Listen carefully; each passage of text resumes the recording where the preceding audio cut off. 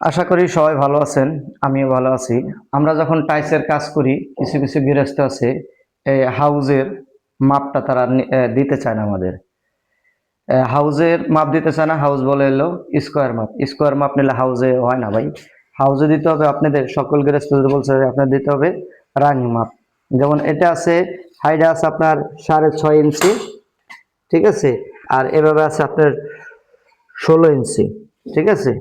তা এভাবে যে 6.5 ইঞ্চি আছে, এটা 6.5 ইঞ্চি হবে না, এটা 1 ফিটই হবে, ঠিক আছে। এমনি যে কয় ফিট হয় অত ফিটই হবে।